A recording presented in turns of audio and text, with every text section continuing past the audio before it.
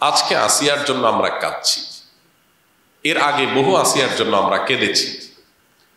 আজ আমরা আসিয়াকে দাফন করেছি, বহু আসিয়াকে এই বাংলার মাটিতে এই পর্যন্ত আমরা দাফন করেছি, কিন্তু আসিয়াদের ধর্ষকদেরকে দাফন করার ঘটনা আমাদের মনে পড়ে না।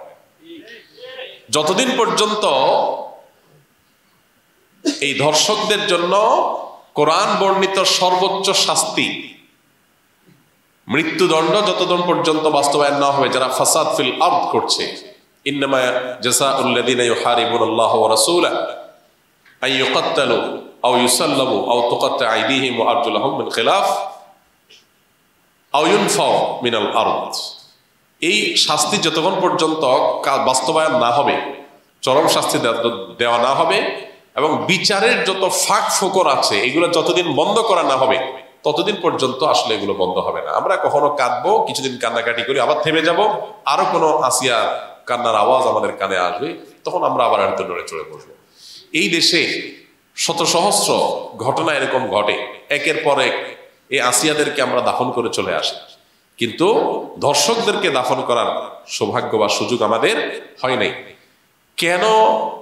ব্যভিচারের শাস্তি আল্লাহ তাআলা বলেছেন ওয়ালিয়াশহাদ আযাবাহুমা তাইফাতুম মিনাল মুমিনিন, ব্যভিচারের শাস্তি যে কার্যকর হবে এটা যেন প্রত্যক্ষভাবে হয়, মানুষের উপস্থিতিতে যেন হয়। কেন বলেছে?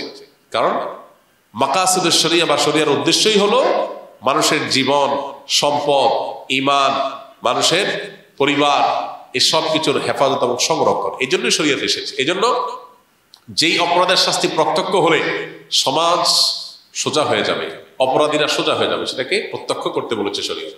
সেটার বাস্তবায়ন যদি হয় তাহলে ইনশাআল্লাহ আসিয়াদের কান্না আর আমাদের শুনতে হবে না।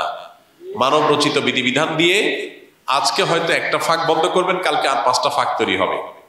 চিরতরে ফাঁক বন্ধ করা সম্ভব হয় না। ফাঁক ফোকর জন্য বন্ধ করতে হয় যাতে করে অপরাধী কোনোভাবে পার না পায়, তাহলে আমাদেরকে অবশ্যই শরিয়া আইন বাস্তবায়ন করার দিকে যেতে হবে। কোন মুসলমান যদি শরিয়ার আইন বাস্তবায়ন না চায় সে মুসলমানই না। আপনি যদি বলেন যে আমি শরিয়া চাই না, শরিয়া দ্বারা শাসিত হোক আমার দেশ বা আমি নিজে এটা চাই না, তাহলে আপনি নিজেকে মুসলমান দাবি করার কোনো নৈতিক অধিকার নাই। শরিয়া এটা শুধুমাত্র চুমু খাওয়ার জন্য আসে নাই।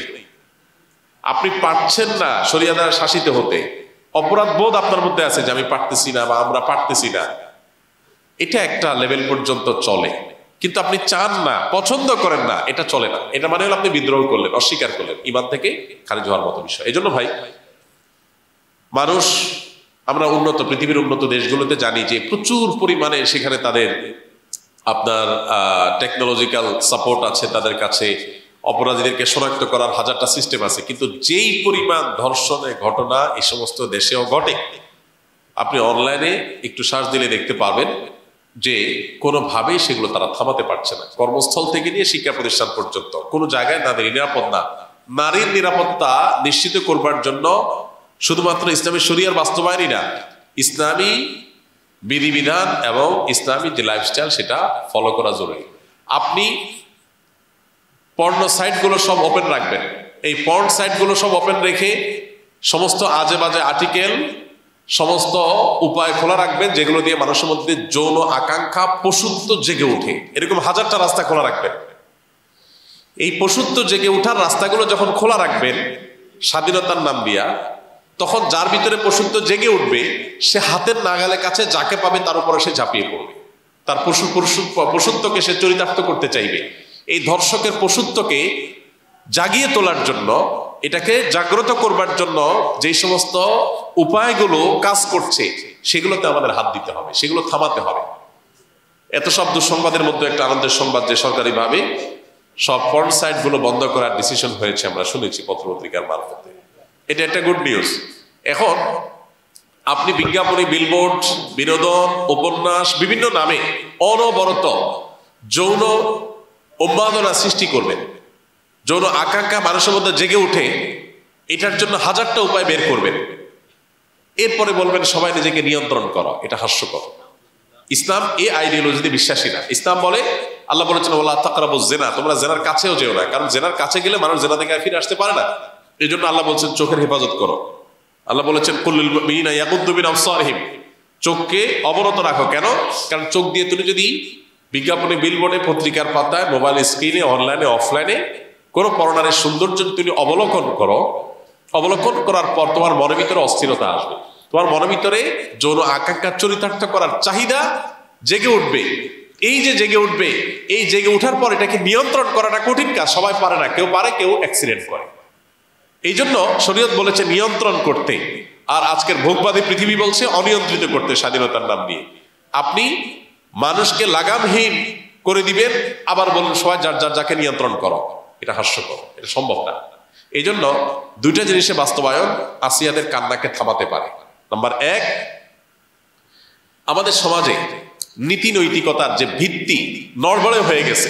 নামাজ কালাম পড়ে, কিন্তু ইসলামের অন্যান্য বিধিবিধান, চোখের হেফাজত করার জন্য ওইরকম পরিবেশ, ওইরকম এনভায়রনমেন্ট, এগুলো আমাদের দেশে নাই।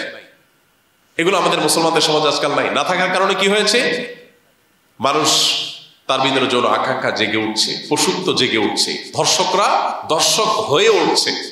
তো এই জন্য একদিকে ইসলামের এই অনুশাসন, বিধিবিধান, এগুলোকে কঠোরভাবে মেনে চলার জন্য চেষ্টা করতে হবে। পশ্চিমাদের শেখানো পথে আমরা স্বাধীনতার নাম দিয়ে মেয়েদেরকে পণ্যে পরিণত করব, তাদেরকে ভোগ্য পণ্যের মতো করে উপস্থাপন করব। ছেলেদেরকে আমরা তাদের যৌন আকাঙ্ক্ষাকে জাগ্রত করে তুলব, আবার অপর দিকে বলবো না সব মেয়েরা সেফ থাকতে হবে, তাদের কোনো কিছু হতে পারে না। এটা সাংঘর্ষিক এবং আপনার পরস্পর বিরোধী কাজ। এজন্য একদিক থেকে ইসলামের অনুশাসন মানতে হবে, নীতি নৈতিকতা, এটা আমাদের সমাজে চর্চা বাড়াতে হবে। আর অপর দিকে এ ধরনের অপরাধকে সংগঠন করলে তার জন্য কোরআনের দেওয়া সর্বোচ্চ শাস্তি প্রকাশ্যে বাস্তবায়ন করতে হবে। এই দুইটা প্রচেষ্টা যদি সমান্তরাল ভাবে হয়, বিচার থেকে আইনের ফাঁকফোকর দিয়ে বের হওয়ার যত রাস্তা আছে এগুলো যদি বন্ধ করা হয়, ইনশাআল্লাহ এ ধরনের নির্মমতার কথা আমাদের আর শুনতে হবে না। আল্লাহ আমাদেরকে সে সুদিন দান করুন। আমরা যেন এই সমস্ত অনাচার, এই সমস্ত অবিচার, এগুলো থেকে আমাদের সমাজটাকে মুক্ত করতে পারি, সেই তৌফিক আল্লাহ তাআলা দান করুন। বেয়াদবি মাফ করবেন, আল্লাহ আমাদের পরীক্ষা করেন, ভালো মন্দ বেছে নেওয়ার জন্য বিবেক দিয়েছেন। আমার প্রশ্ন, আচিয়ার কি দোষ ছিল, তাকে তিনি পরীক্ষা করেছেন? যদি সত্যি তিনি থাকতেন, এমন ঘটনা কি ঘটা সম্ভব? তার মানে আর মনে এই প্রশ্ন আসার কারণে আমি কি নাস্তিক হয়েছি, আমার কি কালিমা পড়তে হবে? দেখুন, মনে প্রশ্ন আসাটাই নাস্তিক হওয়ার কারণ না। মনে প্রশ্ন আসতে পারে। নবী করিম সাল্লাল্লাহু আলাইহি সাল্লামের কাছে একজন সাহাবী বলেছেন, হে আল্লাহর রাসূল, আল্লাহ সম্পর্কে আমার মনের মধ্যে যখন প্রশ্ন আসে তখন আমি বেচাইন হই, অস্থির হই, ব্যাকুল হয়েছে, আমার ঈমান চলে গেল কিনা, তো এটা ঈমান ভঙ্গের কারণ কিনা। তখন নবী করিম সাল্লাল্লাহু আলাইহি সাল্লাম বলেছেন, যাকা নাফসুল ঈমান আও কামা ওয়ারাদা ফিল হাদিস, যে তোমার মনের মধ্যে আল্লাহ সম্পর্কে কোনো নেগেটিভ চিন্তা আসার পর তুমি যে টেনশন করতেছো ঈমান গেল কিনা, এর মানে হলো তোমার মধ্যে ঈমান আছে, তুমি ঈমানকে রক্ষা করার চেষ্টা করতেছো। তো ইনশাআল্লাহ এই প্রশ্ন আসার কারণে আপনি বেঈমান হবেন না, নাস্তিক হবেন না। তবে আমি আপনাকে বলবো যে এক শ্রেণীর ইসলাম এবং মুসলিম বিদ্বেষী প্রচন্ড রকমের ইসলামোফোব মানুষ আছে, যারা নিজেদেরকে হয়তো নাস্তিক দাবি করে। এরা বিভিন্ন রকমের ইস্যুতে, বিভিন্ন আপনার ঘটনাকে কেন্দ্র করে তারা নানা ধরনের প্রশ্ন ছুড়ে দেয়। এই প্রশ্নগুলোর উদ্দেশ্য হয় ঈমানদারদের মনের মধ্যে সংশয় সৃষ্টি করা। মনে রাখবেন, সংশয় সৃষ্টি করা এটা এমন একটা কাজ, একেবারে শতভাগ প্রমাণিত বিষয়ের মধ্যেও কেউ সংশয় সৃষ্টি করতে পারে।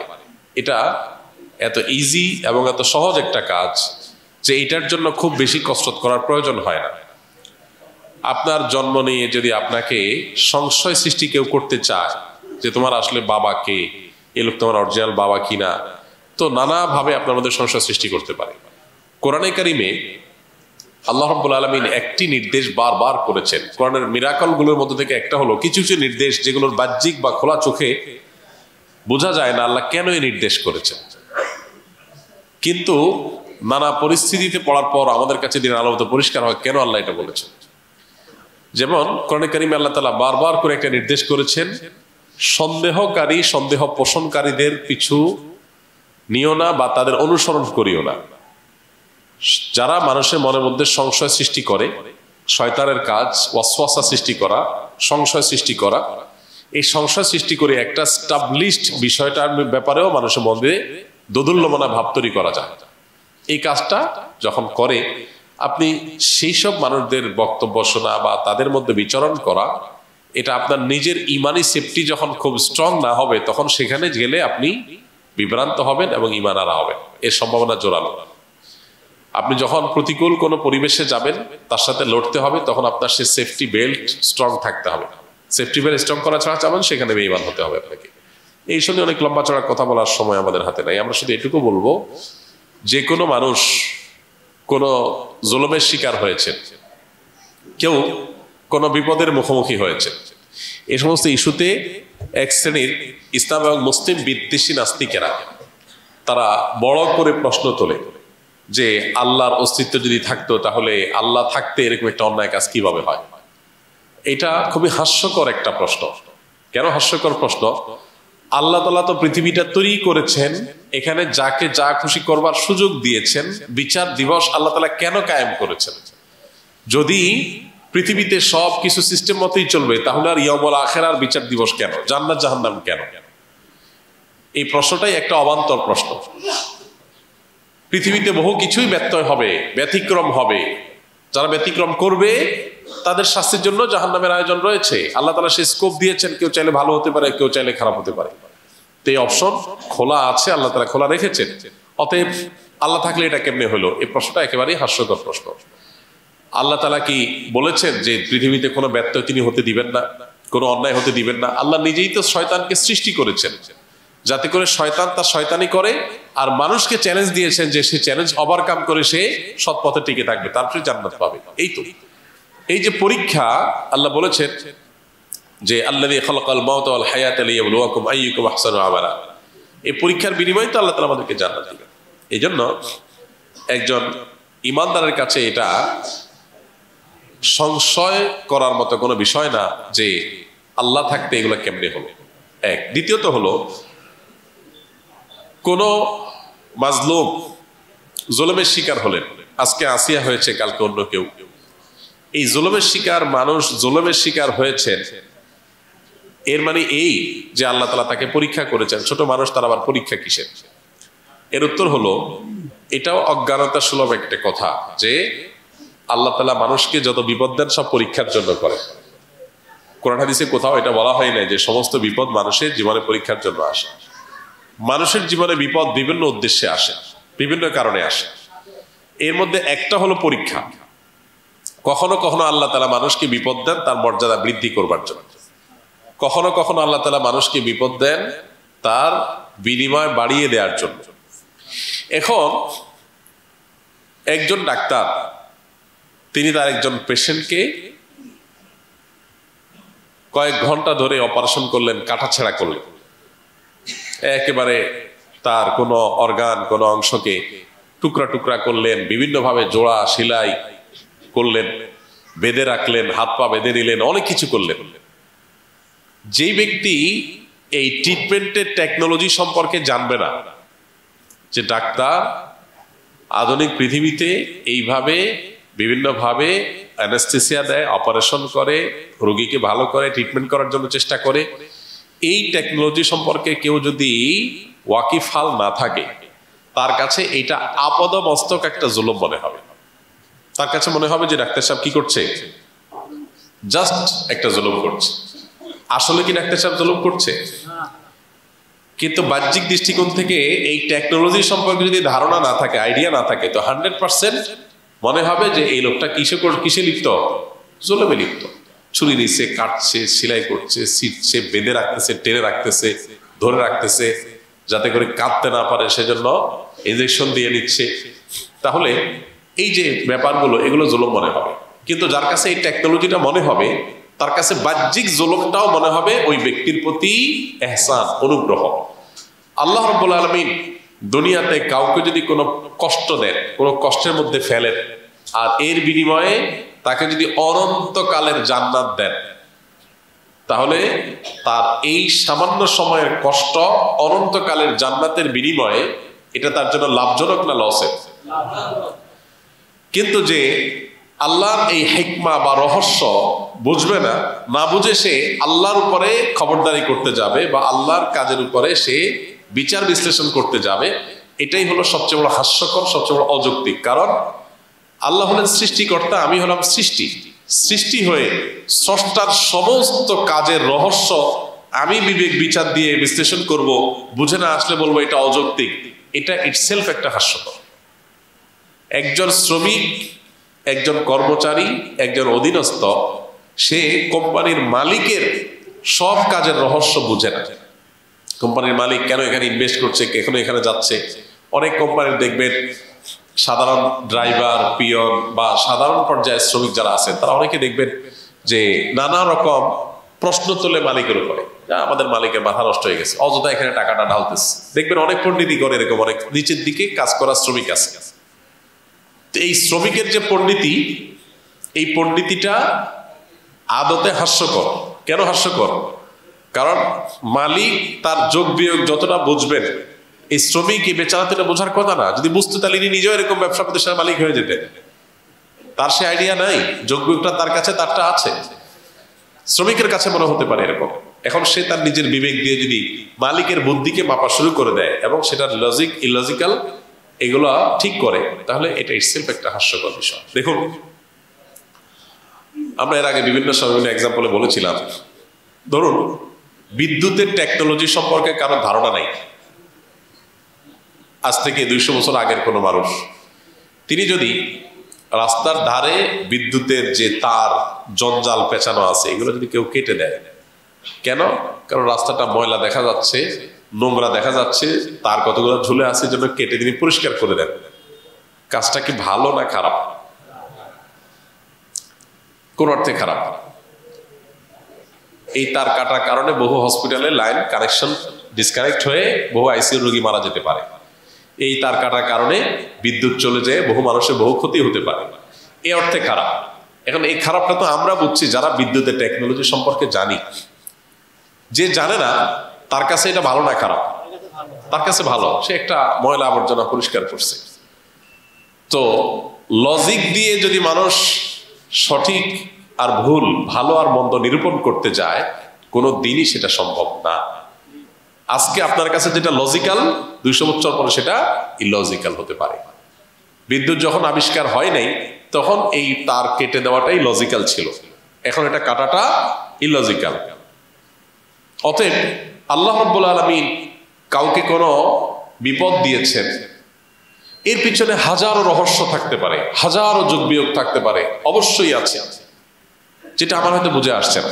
আমার বুঝে আসছে না দেখেই যদি আমি এটাকে অস্বীকার করি, তাহলে, এবং সে অস্বীকার করা যদি যৌক্তিক হয়, তাহলে বিদ্যুৎ আবিষ্কার হওয়ার আগে কাউকে যদি বলা হতো এখানে সুইচ টিপ দিলে ওখানে লাইট জ্বলবে, এখানে সুইচ টিপ দিলে ওখানে ফ্যান ঘুরবে, সে যদি বলতো মিয়া গল্প দেওয়ার জায়গা না পাও না, হ্যাঁ এখানে টিপ দিলে ওখানে ফ্যান ঘুরবে কিভাবে? তার এই অস্বীকৃতিটা কি যৌক্তিক না অযৌক্তিক? সেই সময়ের জন্য এই অস্বীকৃতিটা যৌক্তিক। আদতে কি সেটা যৌক্তিক? তাহলে আল্লাহর কোন বিধান বা টেকনোলজি, মানুষের টেকনোলজি বুঝতে না পারার কারণে যদি একটা আপদমস্তক যৌক্তিক জিনিস অযৌক্তিক হয়, তাহলে আল্লাহর টেকনোলজি, যিনি আল্লাহর মানুষের সৃষ্টিকর্তা, যিনি টেকনোলজির সৃষ্টিকর্তা, তার কোন কাজের রহস্য আমার বুঝে আসে না দেখে আমি বললাম এটা অযৌক্তিক। তাহলে এই জিনিসটাই ইটসেলফ একটা হাস্যকর। কিয়ামত যত নিকটবর্তী হবে, মানুষের ঈমান নিয়ে নানা রকমের সংশয় শয়তান তৈরি করবে। এই জন্যই তো আল্লাহ তাআলার কাছে বারবার করে ঈমানের হেফাজতের জন্য দোয়া করতে হয়। আল্লাহ আমাদেরকে এই সমস্ত সংশয় থেকে আমাদের ঈমানগুলোকে হেফাজত করুন।